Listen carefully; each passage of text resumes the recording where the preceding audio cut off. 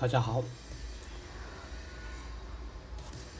压缩机是空调器制冷循环系统的重要的动力源。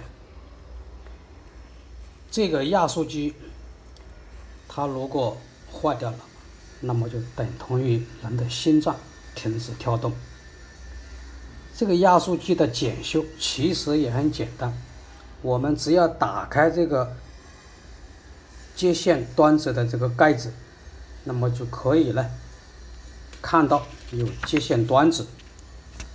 一般我们用这个万能表去测试这个接线柱的电阻值，就可以判断这个压缩机的好坏。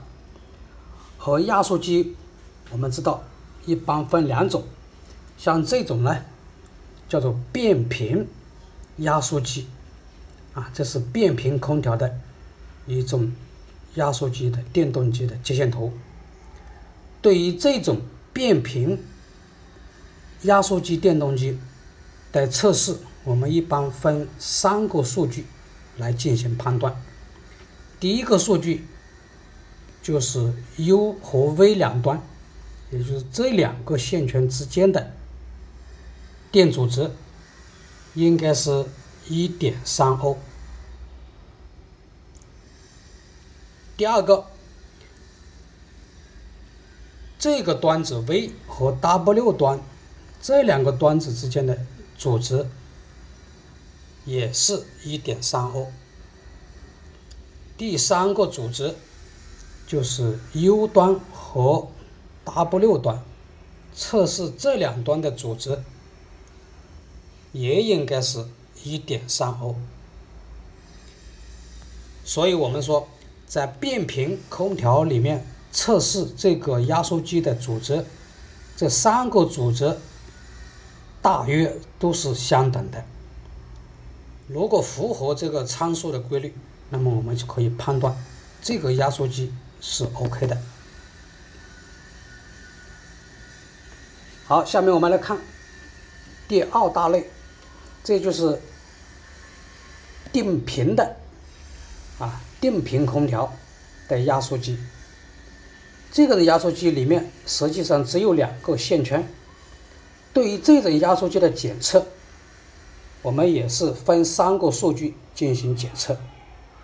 我们测试这两端运行端和启动端阻值是 7.5 欧，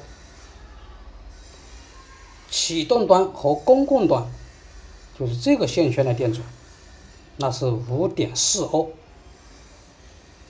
那运行端和公共端测试阻值是 2.1 欧。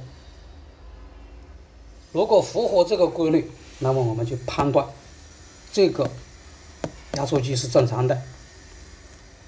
在检测的时候，如果这个线圈组可能存在短路的情况，那么就应该更换这个压缩机。所谓短路，这个阻值就接近于0了不管是变频的这个线圈的电阻，还是定频的线圈的电阻值，都不能够为0。如果测试出为0，那就应该是接穿短路。另外一种情况，如果阻值趋于无情大，也就是开路了，这种情况这个电阻值就是无情大，那么里面这个压缩机就是烧断了线圈，这个时候需要把这个电动机进行更换，就可以修复这个空调了。好，这个视频我们就分享到这里，感谢大家的观看，下期再见。